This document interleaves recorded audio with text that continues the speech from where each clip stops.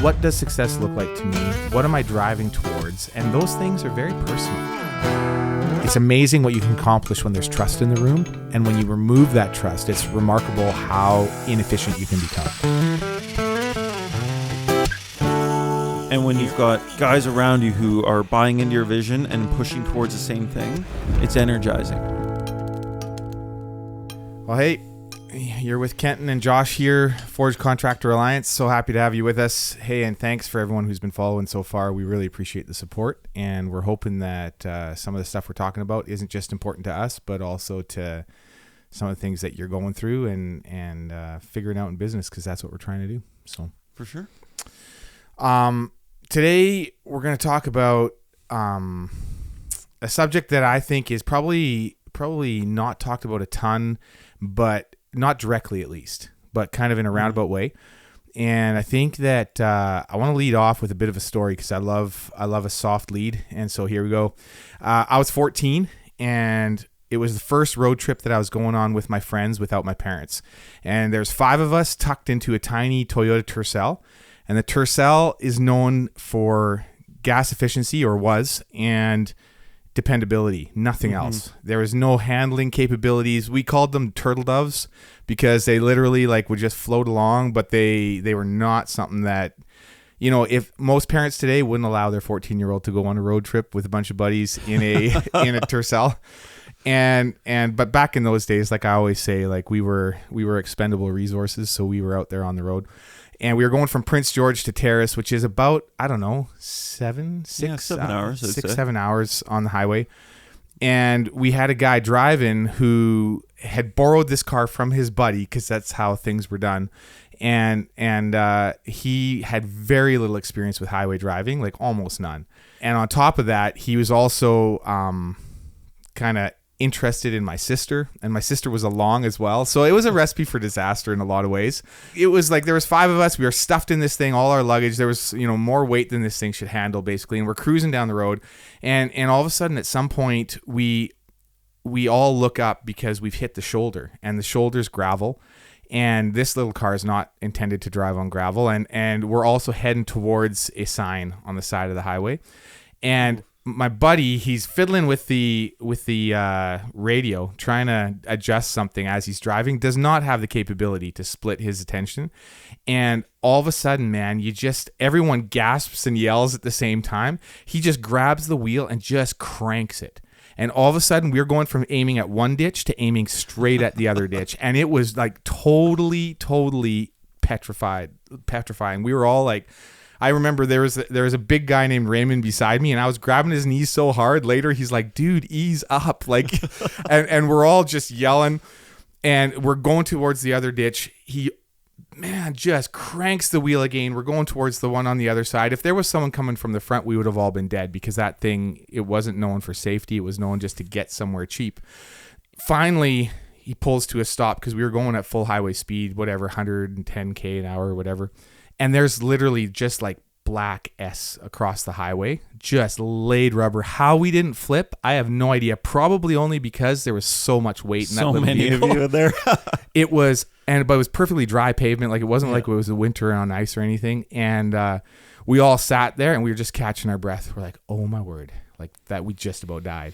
And I say this little story because here's the thing, is that when you're inexperienced in something that you're doing and you need to make a correction, the tendency is to overcorrect. Yeah. And when you're talking about business, I think that overcorrection is probably one of the largest flaws of small business people, especially at the beginning of their careers, especially when they first open their companies. And because you're trying to find what works, and you're trying to do everything in your power to make whatever your endeavor is a success. Yeah. And so if you see that something's not working, then you just correct. Mm-hmm. And it reminds me of, a lot of cooks that are not natural cooks. And it's if the heat isn't right, if it's way too low, they'll just crank the heat to max and then walk away and start doing something else, and then wonder why their food always burns. Yeah. Right? When all you need is just a small tweak on the dial. And in business, I think here's a big part of the issue is that we don't necessarily get our results in real time. We don't always know what's happening actually underneath the hood in our business in real time. And so we have suspicions and we suspect that we're aiming towards a ditch. And so we crank the wheel. Or sometimes we are indeed missing the mark in some area. And we think that we've got to change everything in order to get it right. Assuming that most of what we're doing is wrong. Yeah. Because the results aren't what we expect. So give a practical example of that. Like what in business, what would you say the most common area you see new business owners overcorrecting in? There are so many different areas. Let's just pick an example. An example can be branding.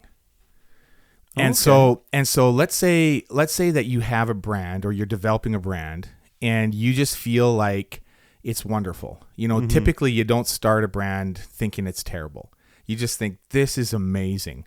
And you don't get a lot of feedback. You don't ask people for a lot of input. Maybe you don't hire, you know, a firm to work with you. Maybe it just comes out of your head and you get a friend to produce this logo and you're just thinking it's amazing. And then your phone doesn't start ringing. Like it doesn't ring the way that you expect. Yeah. And so rather than sitting back and saying, hey, you know, like it might just be that people don't know about me yet. Like this brand has not gained any traction because we're new. So then you can spend effort and time believing what we got to do is rebrand. You know, you might be a year into your company or something like that and not having the traction that you think you should have.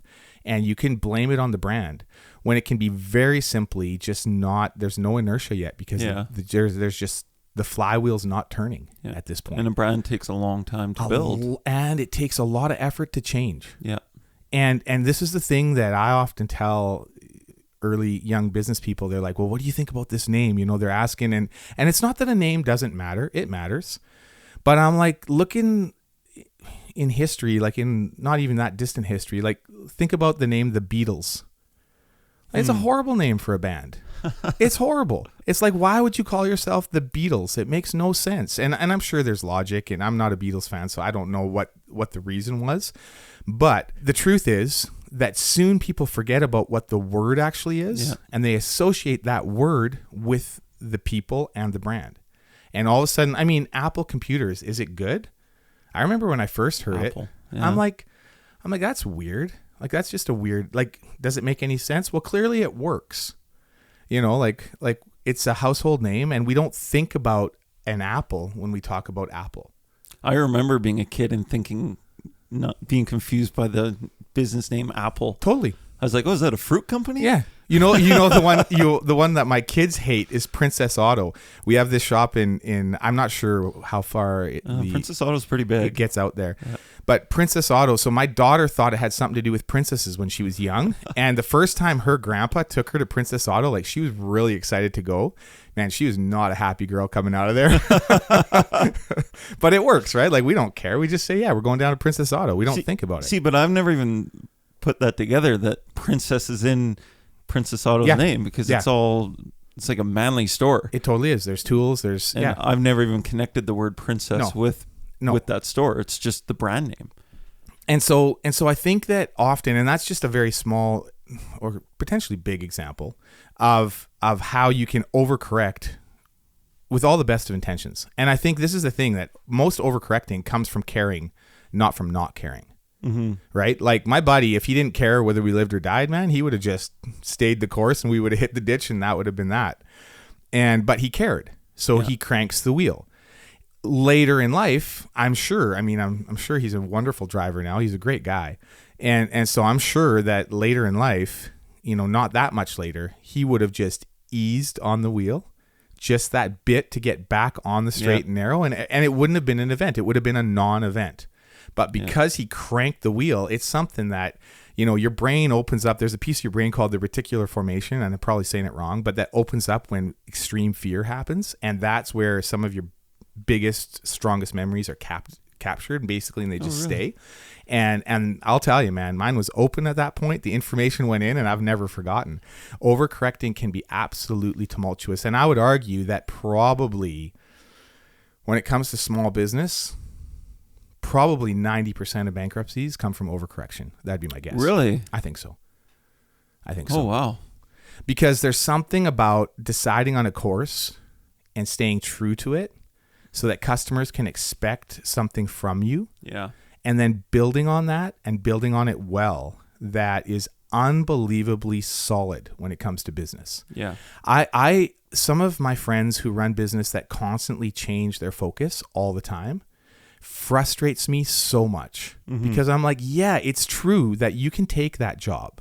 Like, there's always opportunity. And if you're ambitious and you work hard and people like you, there will always, always, always be opportunity. So that's not the issue. The issue is, how are you going to edit it? What are you going to accept? What are you going to say yes to? What are you going to say no to? And if you say yes to everything, it's like you're constantly overcorrecting. Yeah. You're like, well, I can make, $20,000 doing this job, so it's a no-brainer. And my argument is, yes, it is something you've got to have a discussion about, because it's not on the course that you're on. It's not the path that you've chosen. And if it's not the path that you've chosen, if you're going to deviate from it, and it's a slight deviation. Yeah. So let's take, for example, the industry that you're in. And I know that people, like, if you're not a roofer, just bear with us. But there's just things in this industry that will apply to all industry. With roofing, it's much like a lot of industry. I mean, if you're a welder, there's a ton of different types of welding you can do. If you're a nurse, there's like so many different focuses. It's unbelievable. I learned this when my wife went into nursing. I'm like, oh my word. It's like nursing is just the port, like the entry. And then it's just like, okay, now who are you actually going to become? Yeah. And when it comes to roofing, I mean, there's a lot of different materials. Those materials require different types of skill sets. There's a learning curve for each one of them. Yeah. And just because you know one doesn't mean you know them all. However, and this is something that you know from experience, going from roofing to siding or cladding on a building is a much larger jump. Yes. It seems similar. Yeah. It feels like it should be similar and it should translate well, but not necessarily. Maybe speak to that a little. Well, I had my reasons for trying to open a siding division. Oh man, what was this, like 5, 6, 7 years ago now? And the idea behind it was, like, I had a good team. And to me, it was just, I was trying to expand on the brand. Yes. But create more year-round work. And for whatever reason, I just thought, oh, you know what? I got the people, I got the personnel, the tools are similar. I can use my current infrastructure. It won't be that hard to shift and do a slight pivot into siding, especially in the winter, because it's more doable year-round than roofing is, especially up here when you got 4 solid months of snow and ice. Yeah, and for perspective, when you're working off a scaffold versus working on a roof in the snow, huge difference. Oh yeah, and you can hoard in walls and keep a fairly warm work environment. And so I had a few intentions behind it. Like, employee retention was one of them, for sure, because that was something you were trying to solve. Yeah, it was one of the big things that we had are still working through. Sure, but yeah, employee retention was one. Having year-round revenue, because for those of you who run a seasonal business like we do, you know how much winters can just be devastating to your cash flow, to your bottom line. And you're just you've got overhead, and you're carrying that through a down season where there's little to no work. That's devastating. So those are probably the two main things I was trying to problem solve. But that was the intention behind it, and I just had made the assumption that, like, I could make that correction and deal with those couple things by keeping my guys working and creating some winter cash flow by just grabbing a similar trade and running with it. But that turned out to not be the case. It was we lost huge money on that endeavor. Tried it, and we pushed through it for a few years until we just finally gave up on it and realized that you just weren't making money with it. And at first, when you're not making money with something that's new, you give it some space, right? You're like, well, of course, we're going to support it with our other income, because it's going to take a bit of work to get it somewhere. Yeah, we definitely, like, you can't start a new endeavor and just if you in year one are like, oh, it didn't make money, we're just going to close it down. Sure. That would have been an even worse overcorrection. Sure, absolutely. Because, like, starting a new division of a company is like starting a new business in many ways, and it's like you cannot expect the return to be instant. It's a long-term play. Yeah. So in that way, I think we really, like, me and my business partner, like John, really kept that going. Yeah. For quite a while with a lot of effort. and a lot of learning. A lot of time. Like the pricing, the work is very different. Well, the design. The design and pricing, it's a different world. Yeah. I did not know what I was getting myself into with that one. And like, I still think the intention was good behind it, but it was the wrong move. Totally. Just overall. So here's something that I've noticed in life is that when you care more and the intention is good, the mistake is usually worse. Yeah.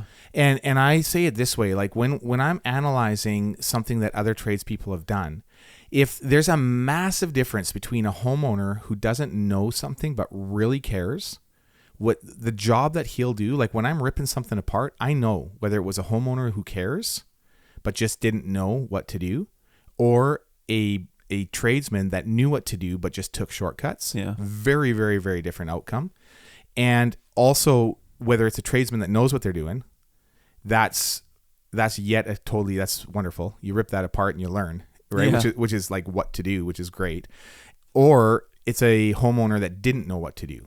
Mm-hmm. Those are all four different results. And I think the worst results that I ever see are when a homeowner cares too much. Yeah. It's worse than when a homeowner doesn't care. Because when a homeowner doesn't care, the stuff doesn't stand up, and its problems show almost immediately. And then it's got to be done by someone who knows, or it collapses, basically. Yeah. And that's okay. But when a homeowner really cares but doesn't know what they're doing, they will just tighten everything down to the point where nothing breathes, where everything's just so bulletproof in their opinion. There's no margin for anything. And all of a sudden you have something that looks excellent but is actually flawed. That's a real problem. And it doesn't function properly. We deal with this with the some of the TV know-it-all. I don't want to say names, but you get these guys on the Home and Garden Network who are showcasing like going way overkill on products. And so we have homeowners coming to us, or we went through a big phase of this where we had homeowners coming to us. And I'm in the trade. You're going to have to get used to the examples being in roofing. But ice and watering your entire roof. Yes. Yeah. That was a big thing. Man, I still get asked that to this day. Yeah, and it's just like, I have had to rip apart roofs because, especially in a cold climate, if you ice and water your whole roof and your attic is not designed for it, you're going to get condensation it'll mold. It's devastating. You get mold. It actually condensates so hard it drips through fans, and it's just like. But again, this is an overcorrection by some guy who's he's building his brand off the poor reputation of bad contractors. That's right. So he overcorrects and goes way overkill to the point where it's a fault. Absolutely. And then absolutely.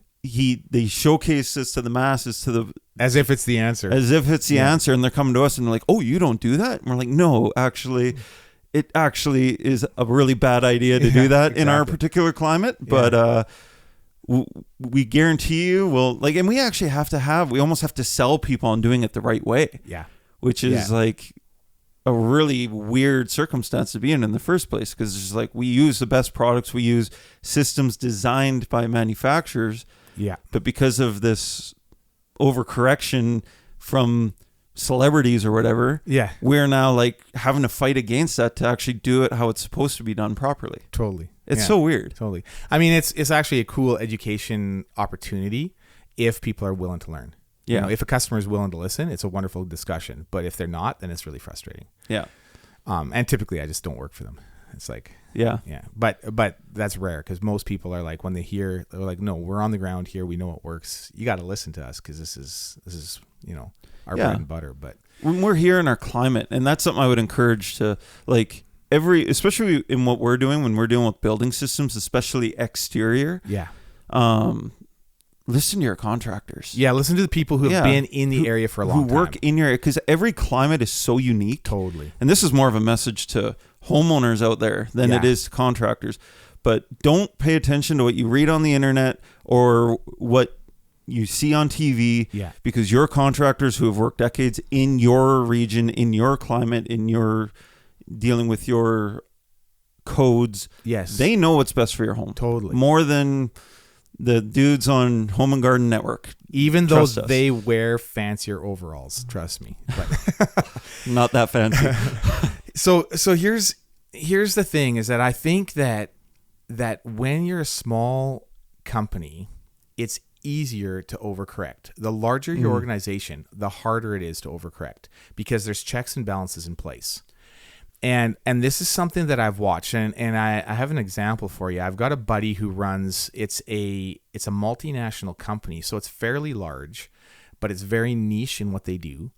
And he's a wonderful, really intelligent guy, and he runs his company with 2 partners.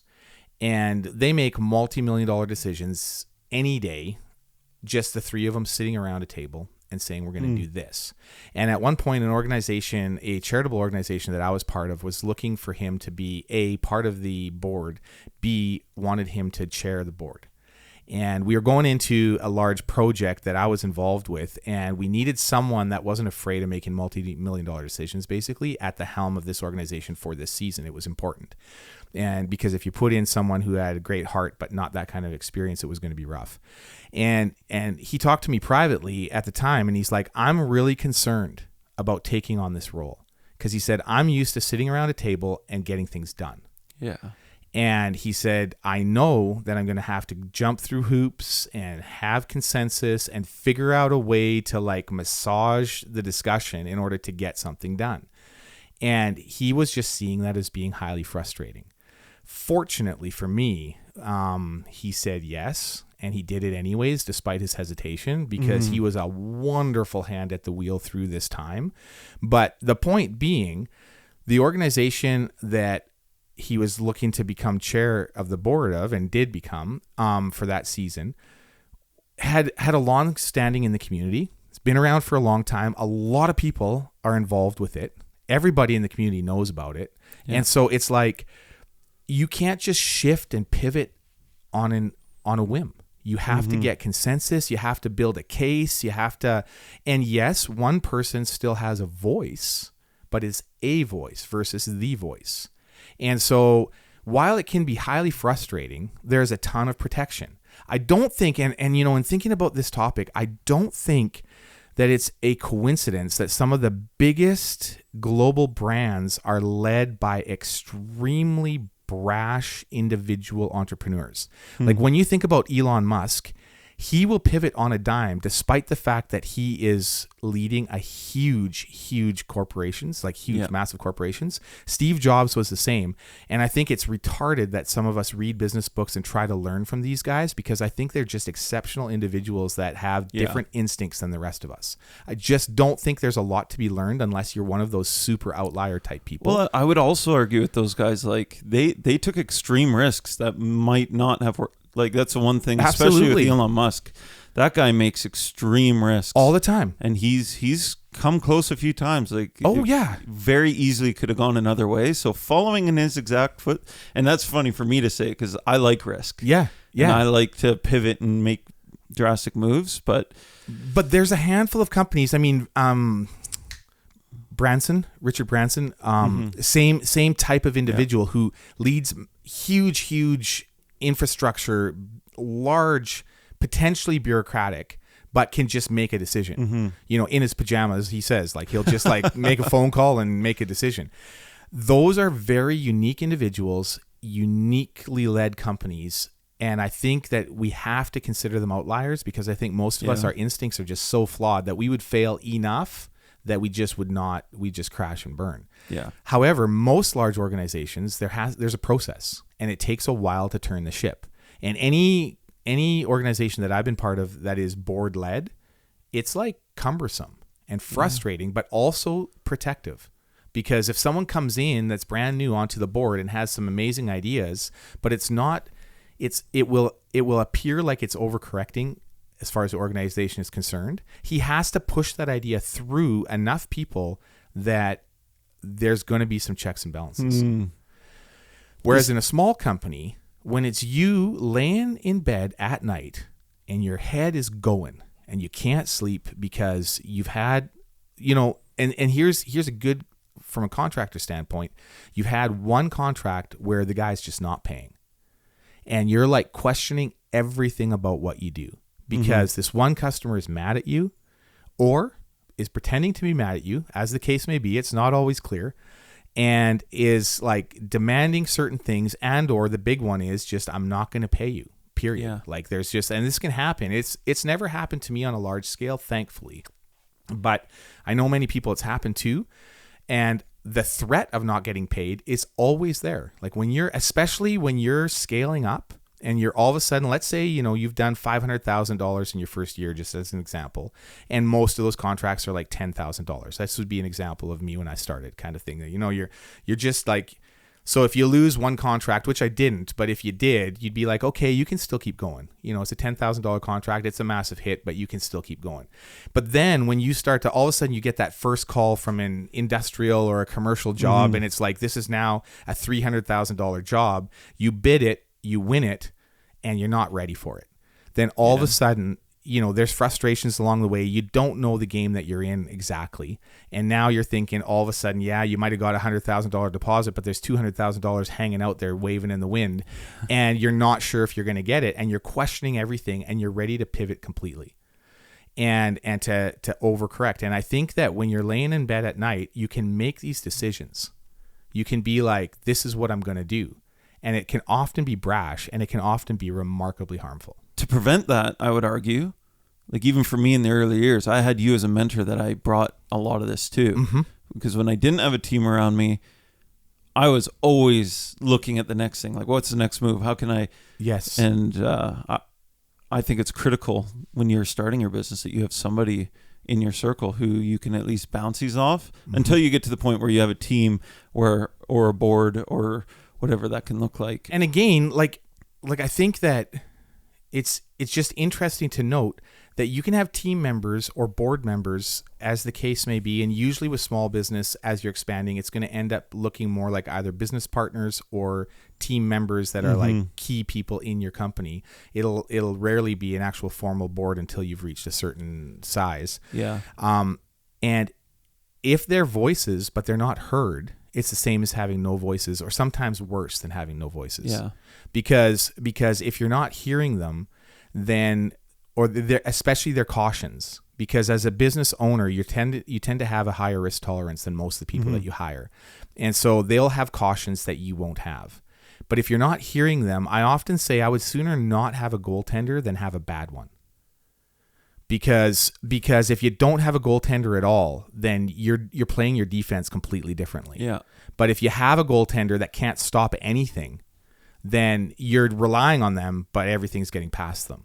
Yeah. And I wouldn't argue this is necessarily the fault of the team member. I think it's usually the fault of the leader, just not listening. And so they're creating a bad team member by just not giving that team member a voice. Yeah. And so I think when it comes to overcorrecting, you're absolutely right. Like if there are some people that you can bounce it off of, then that's huge. And it often can be your spouse, but your spouse will often be ultra cautious. Like often. That's not always the case, but often that can happen because often we marry someone that balances us. So if we're really huge risk takers, often the spouse can be very cautious. And sometimes when you're starting in business, you can be like, well, yeah, but my spouse just doesn't get it. Yeah. And so you can discount that advice, which is a really scary thing to do, because even if they're saying something that may not be, like it may be overly cautious, they're trying to balance something that could take you over a cliff. Yeah. Potentially. Yeah, the spouse one's unique because that every marriage and relationship is so unique. Like for my marriage, I don't bring big decisions to my wife at all because every time we've tried to work together in the past, it just causes conflict between us. Right. So it's just best that we leave work at work. Fair. But I know that's not the case for everybody.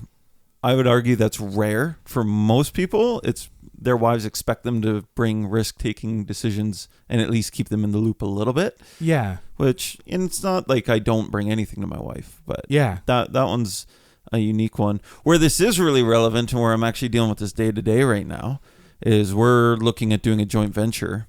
Yeah. In an expansion in a different market. Yeah.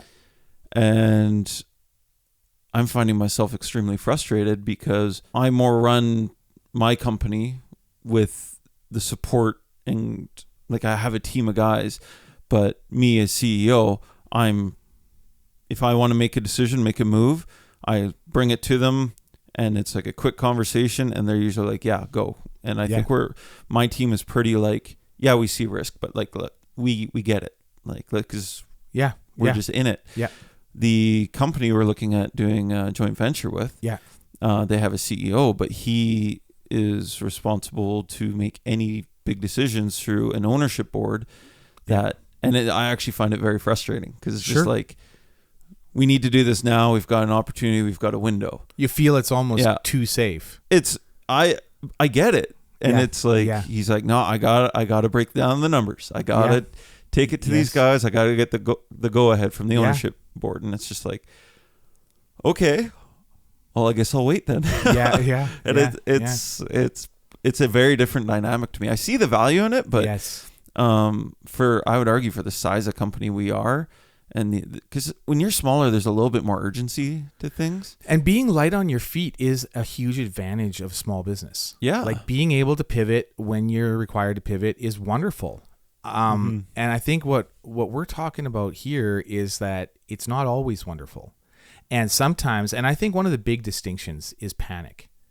I think that, and because if you're saying, well, what does overcorrection look like? And I'll tell you this, is that when my buddy looked up and saw the sign straight in front of his face and saw the ditch like coming at us like an enemy, panic sets in, right? Like that reaction, like the moment that we settled down on the highway and we're sitting there catching our breath, he immediately knew he overcorrected. Like it wasn't like, oh, I wonder what went wrong there. Like it was quite clear, right? But he did it out of panic. And it's extremely rare that we make excellent decisions out of panic. Extremely rare. And yet panic can be a real thing in business. Like there can be, when you're overtired, you know, if you've been going for a serious stretch, and I just had a couple weeks off and you noticed, you're like, oh, you're in a better headspace. I'm like, yeah, I really am. It's good for you. Oh man, I'm in definitely a better headspace. When you're overtired, that's like you're welcoming the potential of panic because you're going to think differently. Your ability to handle things lowers.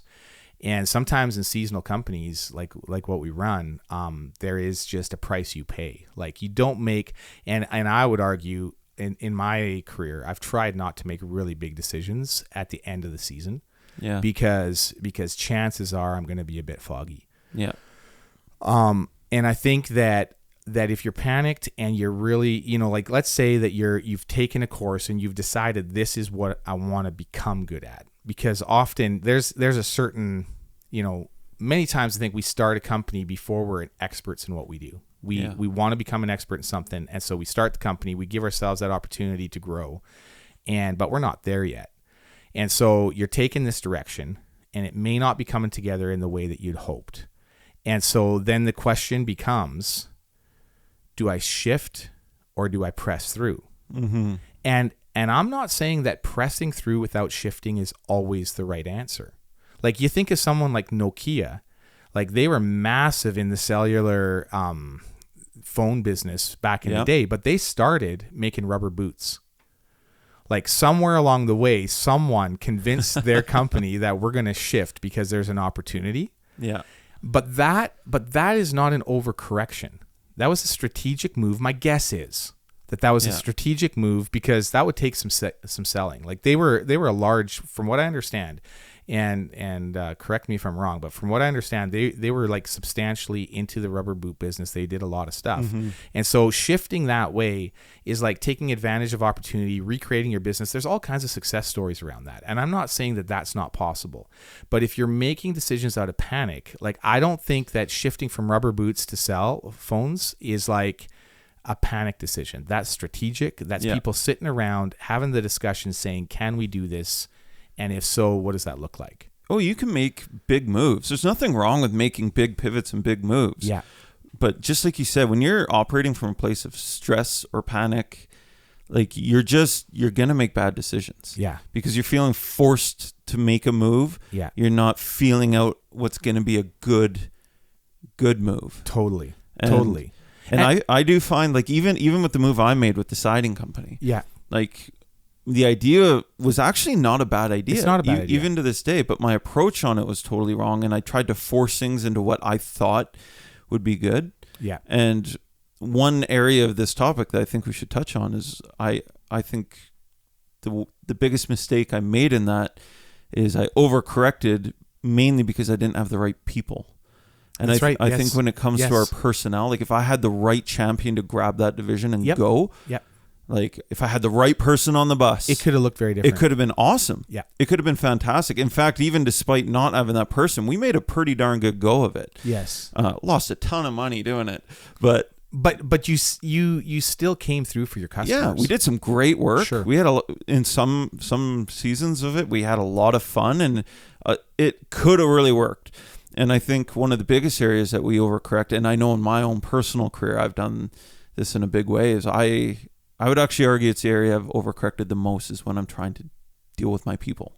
Right. Yes. And my strategy on how to lead. Yeah. And we as leaders can so easily overcorrect. Yeah. And honestly, the biggest one for me is when I started, I was just very open and I embraced people like they were my brothers. Yes. And I got super close to them on a personal level. Yeah.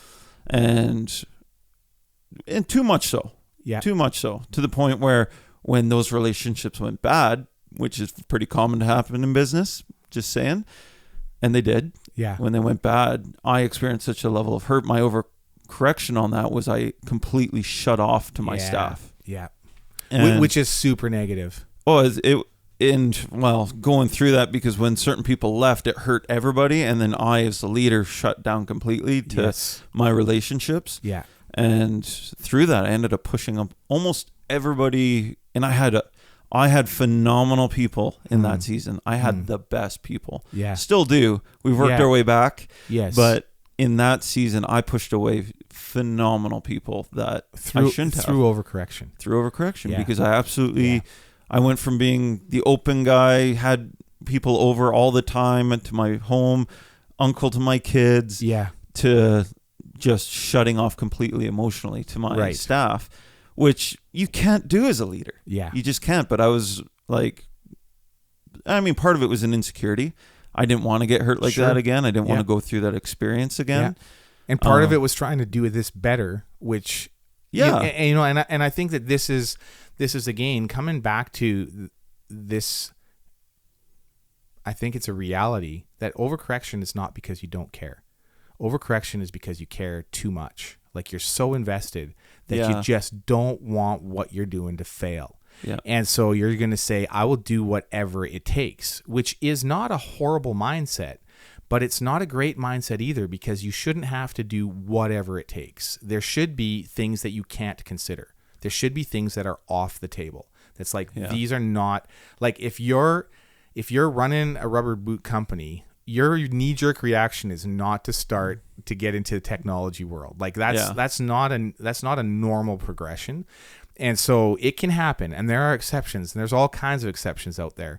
But the truth is, if you're a small company, find what you want to do and stick to it and become consistent. It's interesting. We just went to a small burger joint in Abbotsford, down in the Lower Mainland, that my nephew recommended. He's like, yeah, this place is worthwhile. And my boys love a good burger. And so we went to this burger joint, and man, they didn't do much. They had like milkshakes, burgers, and a few different types of fries. Like not a whole lot of variants on their menu. Yeah. But by golly, what they did it well. Oh my word. Yeah. Like, and it would take a while for that word to get out, because you think, oh, a burger's a burger. No, man, it was locally sourced. It was like farm to table, and like a burger joint that, and usually for my boys, it's like, yeah, that was a huge burger. It was awesome. This was not a big burger.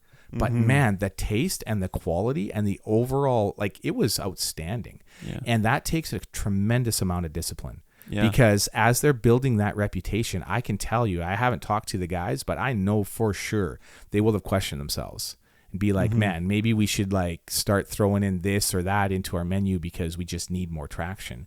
But what they did was double down and just do what they did extremely well. And I think that for the most part, until you're doing your niche to the standard that you expect from yourself, I think correcting and changing focus is really not a great idea. Like, I think you got to get your core identity ironed out and develop a reputation and an expectation. Yeah. Like, if there's an expectation that's high and you can consistently meet it in something, it will grow. Yeah. People respect that. I would also argue that you really need to be cautious on who you're taking advice from. Very much so. Because even for a small joint like that, do you know how many people are probably telling them right now, your menu's too small? Yeah, totally. You need to diversify. Yeah. Well, where's your onion rings? Yeah. Like, yeah, no, and, totally. and that would hurt them. Sure. And learning to say, like, sticking to your dream, the course of where you're heading, staying in your lane. Yeah. Like, I have a buddy who won Young Entrepreneur of the Year in his town. He was running a pool hall. And he didn't have a business experience. He came in fresh. He just had a lot of energy and a lot of creativity. He bought this little pool hall and just really worked it hard. Yeah. He won Young Entrepreneur of the Year. The Chamber of Commerce was admiring him. The whole community was behind him. It was great. And he was just like, man, I got to do this better. And he just, like, when the lease came up, changed the venue, went to something way more polished, like way more uptown. It was like he improved everything in his opinion, and his business absolutely died. Really? He invested all this money, did all this stuff, and I would argue, man, just this massive overcorrection when he didn't need to correct anything. He was on the path. Ooh, what people wanted was their down-home pool hall. Yeah. All they wanted is just care. Like, just keep it good, but don't change it on me. Do what you do, just do it better. Yeah. And he was doing it, and he was killing it. Yeah. And then he overcorrected when he thought he was making it. And this wasn't even out of panic. This was just out of like, okay, now what's my next step? And I think that, but definitely turned out to be a massive overcorrection. And watching that business come down around his ears, like he went bankrupt in it, and the town lost a very niche, cool thing that they had that just disappeared. Yeah, he left his niche. He left the sweet spot, as we've talked about previously. Oh, yeah. And so I think that to avoid overcorrection, what we've talked about is have good people that you get advice from, and take the advice. Don't just hear it, but take it. And meaning, you might not always do exactly what your advisors say. And that's been the case with us. Yeah. I've often said that, like, I'll tell you what I think and then you'll do what you want to do. And that's cool. But listen, hear people and hear experienced people, because it matters. Yeah. The right people. Listen to the right people. Seek them out. Buy them lunch. Don't listen to the masses. Yeah. Or what you see on TV. Yeah, buy them lunch. They don't necessarily have to be in your industry, but they've had to walk the path in some way. And they've got to have a certain level of success, or else don't listen to them. Yeah. And secondarily, it's like, recognize panic in yourself. Like when you look up and your windshield is aimed in a place that you don't want to go, then recognize that you're probably doing 80% right. Yeah.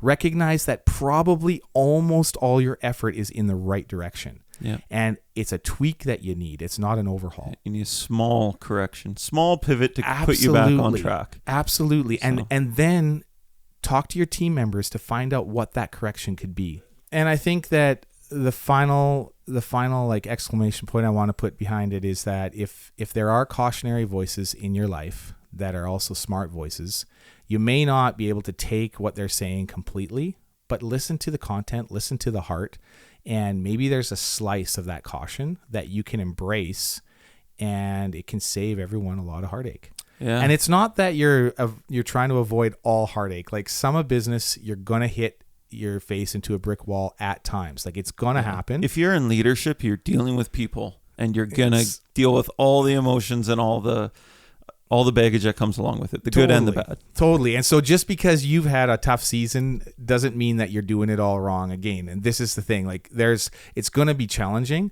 but I think survival and then prosperity comes from not overcorrecting, from a firm hand at the wheel that doesn't panic. And if you're prone to that, get some good voices or shut your business down. Yeah. Because overcorrecting, it takes years off your life if you do it too much. Yeah, this is true. And so thanks, guys. We're going to touch on this, I'm sure, again in the future. It's something that has been a massive thing in both of our careers, and there's more examples that'll come up in the future that'll hopefully amuse you. All right. Thanks so much. Take care.